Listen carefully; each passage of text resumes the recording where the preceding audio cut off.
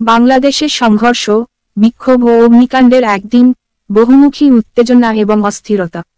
গাজীপুরের টঙ্গী ইজতেমা ময়দানে সংঘর্ষ। গাজীপুরের টঙ্গী ইজতেমা ময়দান দখল নিয়ে সাতপন্থী ও জোবায়েরপন্থীদের মধ্যে তুমুল সংঘর্ষের ঘটনায় ৩ জন নিহত এবং শতাধিক মুসল্লি আহত হয়েছেন।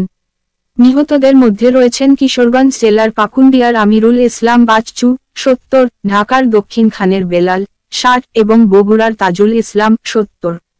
টঙ্গী পশ্চিম থানার ওসি হাবিব ইস্কান্দার এই ঘটনার সত্যতা নিশ্চিত করেছেন। স্থানীয় সূত্রে জানা গেছে, বুধবার ভোর ৩টার দিকে সাতপন্থীরা বিভিন্ন রাস্তা দিয়ে ইজতেমা ময়দানে প্রবেশের চেষ্টা করলে জোবায়েরপন্থীরা ইটপাটকেল নিক্ষেপ শুরু করে। সাতপন্থীরাও পাল্টা আক্রমণ চালায়। সংঘর্ষে উভয় পক্ষের মধ্যে তীব্র উত্তেজনা তৈরি হয়। পরিস্থিতি নিয়ন্ত্রণে আনতে সরকার ইজতেমা ময়দান এবং তৎসংলগ্ন এলাকাগুলোতে সভা সমাবেশ নিষিদ্ধ ঘোষণা করেছে।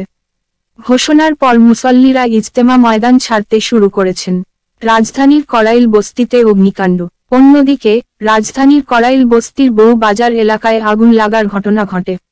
বিকেল ৪টা ১৫ খবর পেয়ে ফায়ার সার্ভিসের ৭টি ইউনিট দ্রুত ঘটনাস্থলে পৌঁছে।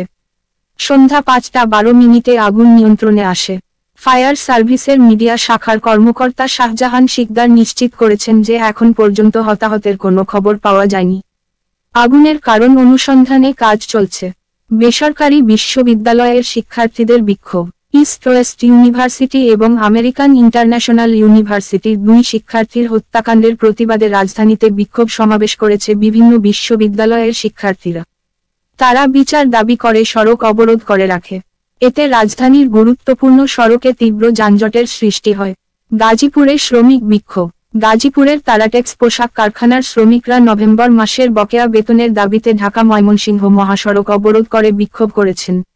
সকাল ৯টা থেকে শুরু হওয়া এ অবরোধের ফলে মহাসড়কের উভয় পাশে ৫ কিলোমিটার দীর্ঘ যানজটের সৃষ্টি হয়। সার্বিক পরিস্থিতি। বুধবার দিনব্যাপী সংঘর্ষ, অগ্নিকাণ্ড এবং বিক্ষোভে বাংলাদেশ জুড়ে অস্থির পরিস্থিতি তৈরি হয়। গাজীপুর ও ঢাকার বেশ কয়েকটি অঞ্চলে যানবাহন চলাচল বন্ধ হয়ে জনজীবন বিপর্যস্ত হয়ে পড়ে।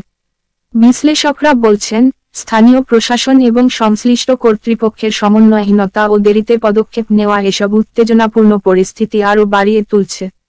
পরিস্থিতি নিয়ন্ত্রণে রাখার জন্য শক্তিশালী উদ্যোগ ও জনগণের আস্থা ফিরিয়ে আনার তাগিদ দিচ্ছেন বিশেষজ্ঞরা।